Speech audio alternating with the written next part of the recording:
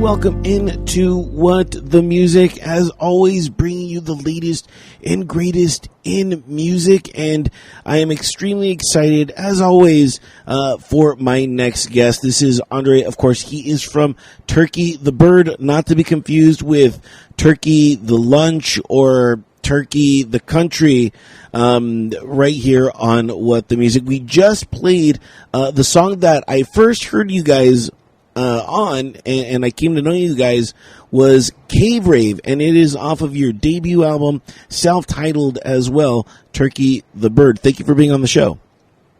Thanks for having me.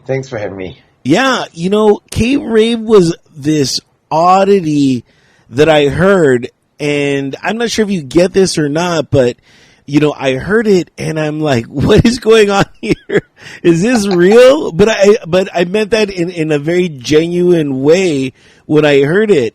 And the premise was amazing of just, you know, having a rave in the cave. Although, you know, the more that I look upon it, the more I'm like, that seems kind of dangerous, to me. It's a thing though. It's a thing. People do it, I reckon.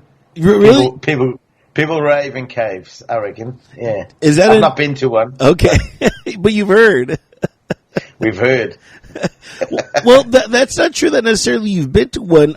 I just saw, I believe on your Facebook, which I'll have links to your Facebook, your Instagram, and of course your YouTube channel. And of course, for more information, log on to turkeythebird.co.nz for New Zealand. But I just saw that you guys were out recording in caves recently. Yeah, we actually were. So I guess we did have a cave rave after all, but we had to write the song first. I've played in this place before, not in the cave, but the cave comes with a cafe nearby. And cafe, I've met the owners years ago, touring around New Zealand. And they're these beautiful people and super lovely venue in the middle of nowhere. And they have this cave on their farm, which is, I'm saying this cave, but we're talking a cave that's about a K long, and many, many side caves that haven't even been fully discovered yet. But, you know, the full glowworm experience, anything you can imagine. So I knew the people, and I knew we were going to go and play a show as part of our album release tour at that place. So I could not resist, obviously, trying to arrange for us to go into the cave and record Cave Rave in a cave. So yeah, we did that and took some video footage of it as much as we could video, because it's pitch dark, as you can imagine. Oh yeah, and we're sort of trying to light up a little bit with some torches and whatever we had, and yeah. But the acoustics are fantastic in the cave, and I think that comes through in the video.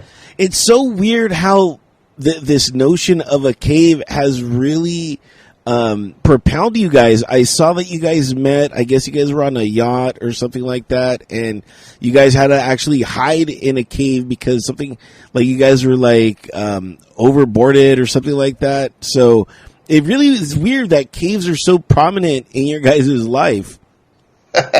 Yeah, well, especially in Soul's life, who's the banjo player. He wrote this specific song with an experience he's had sailing around the Pacific and getting stranded somewhere, and these people who have built their houses into caves. I haven't seen it.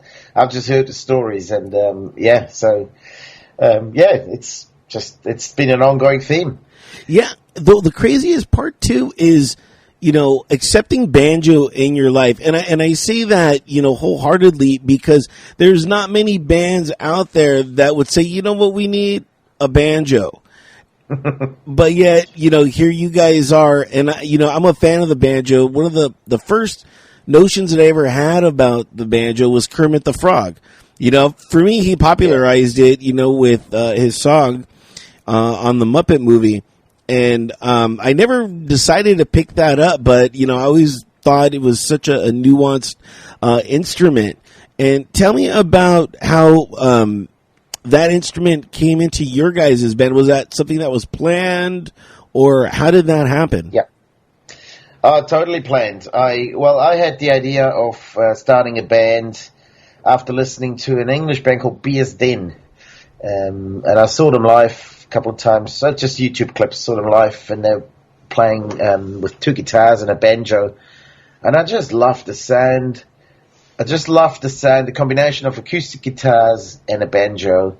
Always loved it. And so I really wanted to do something a little different musically. I've been involved in a bunch of bands and wanted to branch out a little bit and do something, challenge myself, do something a bit new. And so I sort of had this plan of having 3 guys, base the music all around the musical harmonies, vocal harmonies, and have 2 guitars and a banjo. That was how it started. We now play a whole lot of other instruments in the show, but the core of it was the 3 vocals accompanied by guitar and banjo. So that was the plan. Yeah.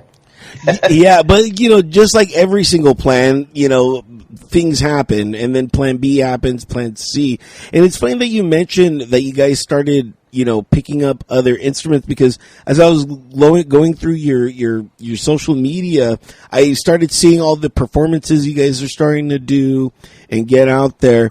And, you guys have such a minimalist sound. However, your setup is like ridiculous, Yeah, starting to get a bit out of hand. I think I have an instruments, obviously, but definitely, we definitely sort of, it started little. I have a U bass, little ukulele bass, and we thought, we just put that on in that one song. That's how it started, and then we had this other song where we thought, wouldn't it be nice if Adrian, who's the other guitarist, could play the bass in this one song. And that was the next step. So he had a bass, I had a bass, and then we just recently added a little bit of keys that I play in one of Soul's songs, and he plays the slide in one of my songs, and Adrian plays the spoons in one of my songs, and it kind of went from there. So now we do have each a few instruments around us, but it's well received when you play live. It's actually something people really enjoy seeing, having a variety of instruments, and it also changes our sound. It's actually quite a nice thing to do. Not only that, it is being beyond well received. I saw that you had an album launch party sold out. Tell me about that experience. Did you think it was going to get sold out? We had a good feeling about it.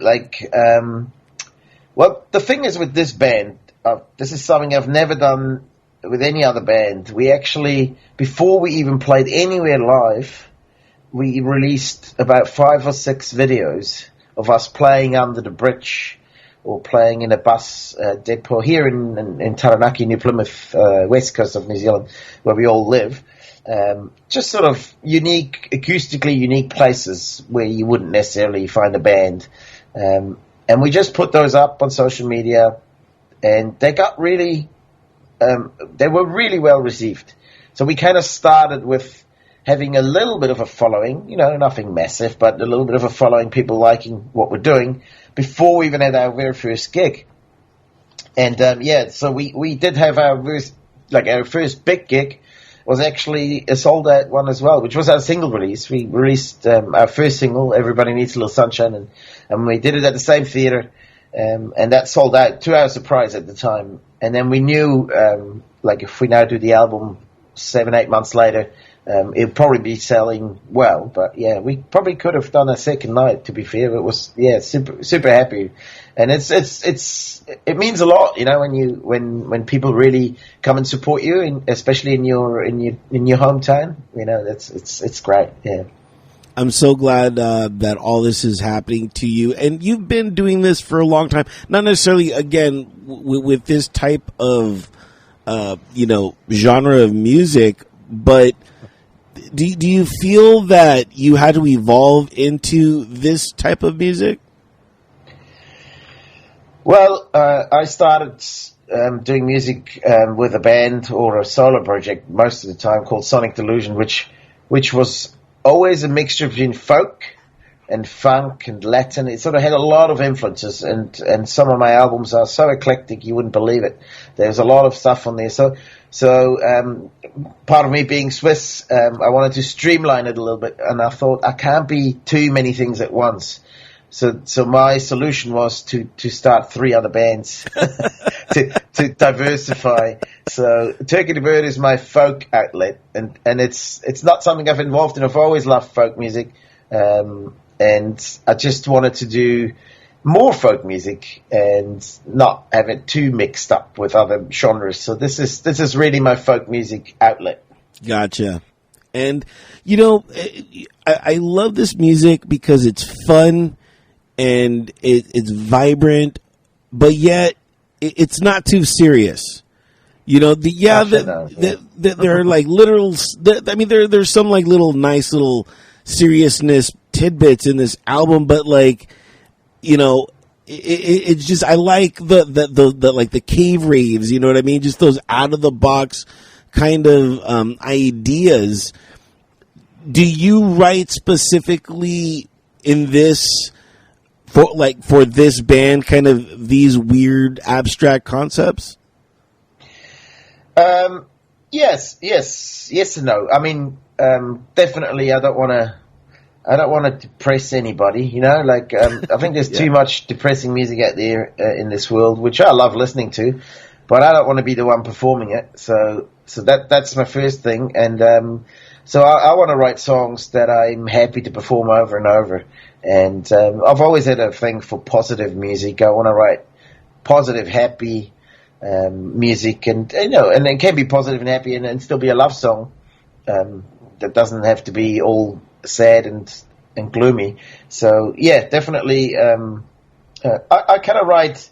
Well, recently I've written a few more songs, which is going to be on the next albums, and those songs, they simply came out of our performances. So we've done quite a few shows now, and really well received in most places. Really, a good crowd, and I sort of got a feeling of what works the best. What are people into? So we kind of just base it off that, and write a few other songs that kind of go well with the whole set. So it feels nice right around. But we want to give people a good time. I think that's what it's about for me. When I go to a gig, I don't want to hear about some dude breaking up with his girlfriend and being all sad about it. I don't give a shit.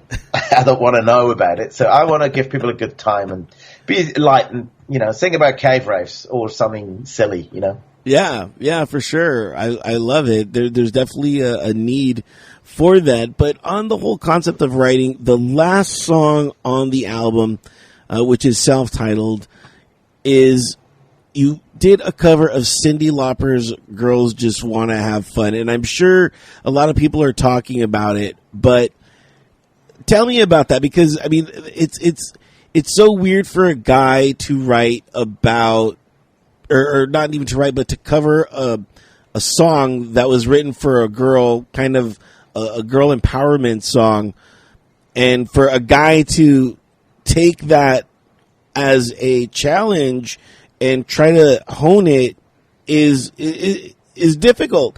Yeah, you guys do it, and it's super fun as well. And I think it doesn't lose, that empowerment for women. Tell me about why that song and your thoughts on it. Well, we early on had to make our set a little bit longer. We only had, maybe at the beginning we had like 6-7 songs, and when we had our first gig coming up, small gig, we knew we had to make the set list a little bit longer. So we thought, let's do a couple of covers. But I really don't.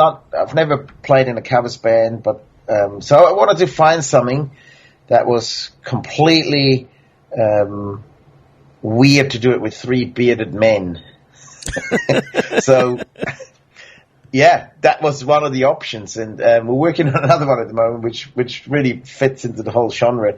We're working on a Whitney Houston song at the moment. So, oh wow, yeah. So we're just, I don't know, just try to be do something a little different, and once again try to be a little bit light with it and funny. And probably something people haven't heard, right? And that's what we want to give. Well, what's been the response when you do play that song?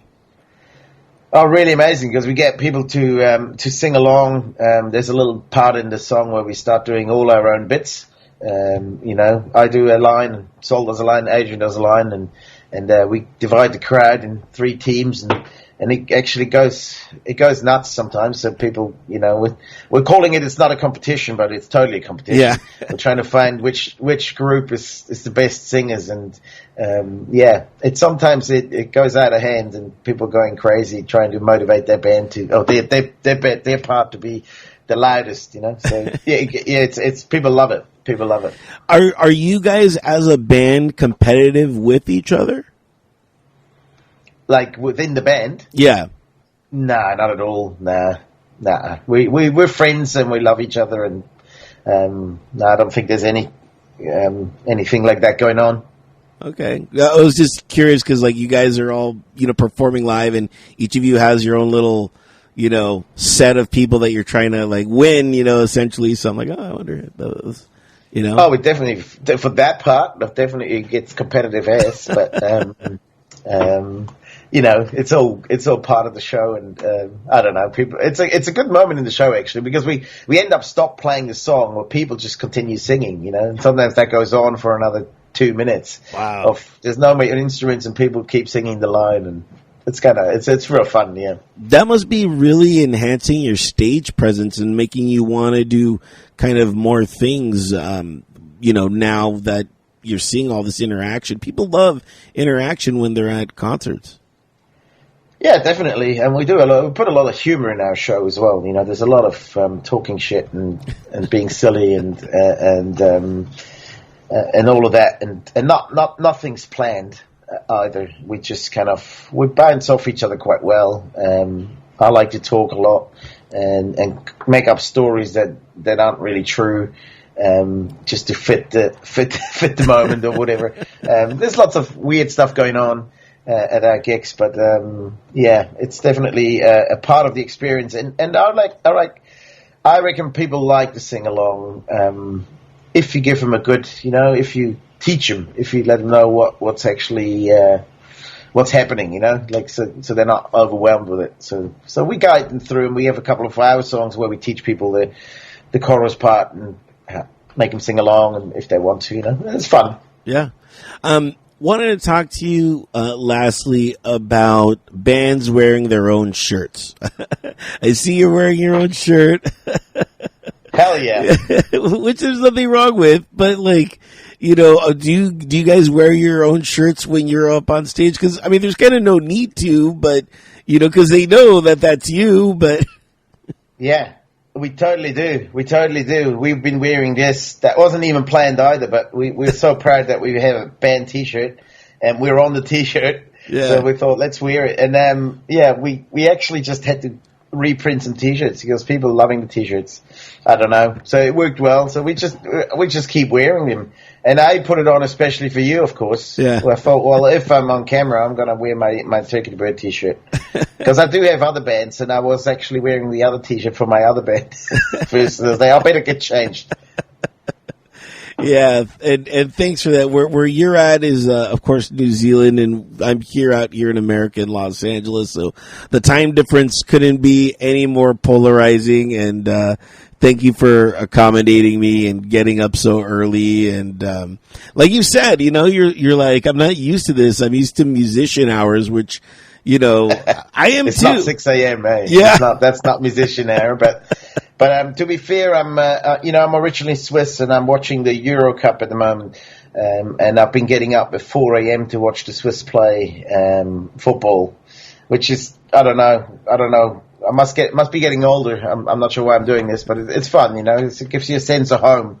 Yeah, for sure. So maybe this is the new me. The 6 a.m. is the new me. We'll find that out in a week if you're still doing good. it. And I'm like, no. I remember a time where I was courting, falling in love with waking up in the morning. And, after a month of doing it and then going to bed and then, having to not wake up to an alarm, I was like, what am I doing? This is ridiculous, And I'm a firm believer in not having an alarm anymore. So I just wake up when I wake up, and that's when my day begins sometimes. So. That's a royal position to be in. That's amazing. It is until a band is like, don't we have an interview right now? Like, oh. That's why you might get 11 a.m. at the earliest. Yeah. Musician hour. Exactly. I'm like, there has been times where I've slept past 11, but I mean, it's a rarity for sure.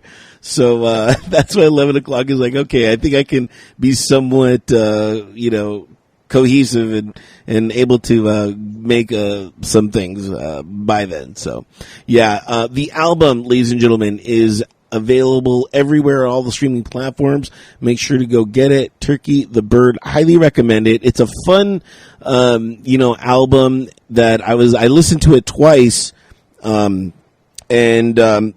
super fun, and I was just kind of digging on it. So I'm sure you're going to dig on it too. Make sure to go check it out. And again, for more information, turkeythebird.co.NZ, and I'm going to have links to the Instagram, to the Facebook, and of course to the YouTube, so you can check out all their fun little videos that they do. One last thing about the videos, you guys have taken up a lot of green screen time. And when doing it, I was watching some of your videos, and I'm like, man, these guys are really into the green screen, which is cool because you can really travel anywhere, do anything that you want on there. Totally.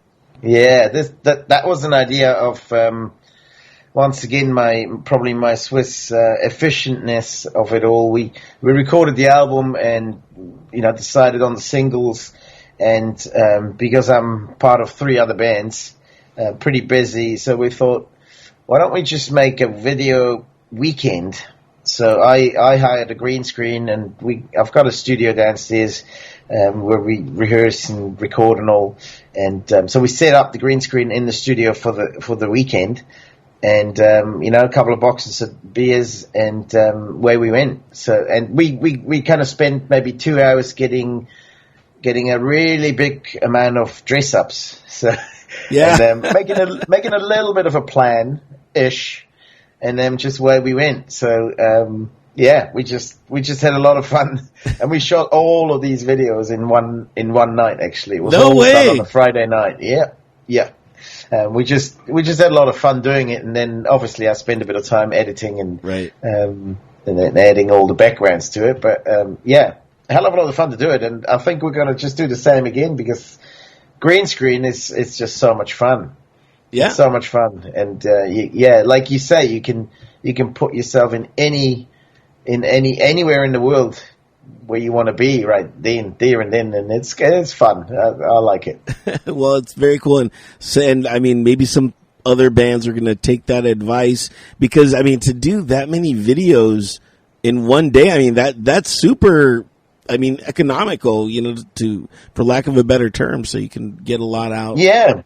Yeah, musicians are all pretty poor, and there's usually not a massive budget to get some amazing filmmaker to come and do your music videos. And I've done lots of music videos myself on a budget in the past for other bands, and I sort of know my way around it now. But this is the first time I've taken up green screen, and it's a brilliant invention. Honestly, like it's just so much fun. Yeah, very cool. Otherwise, we couldn't record a video where Adrian is riding a camel playing the guitar. I don't know. I mean, you couldn't do that easy. That's big budget, man. Big budget. You guys are big budget bands. Think big budget. Next time I want to see more budget in bigger. More camels. Yes. Yeah, that's a good idea. Yeah, I was thinking about more camels for next time, and more camel riding and all sorts. Andre, thank you so much for coming on the program. Truly appreciate it. And if you truly appreciate the band, go ahead, log on to their website, turkeythebird.co.nz. And we're going to leave you now with, I believe this was your first, or maybe this was your second single, which was Counting Stars. Counting Stars is our most recent one, actually. That's the one that sort of came out as the focus track with the album. Yeah. Very cool. We're going to leave you now with Counting Stars. Who can count stars?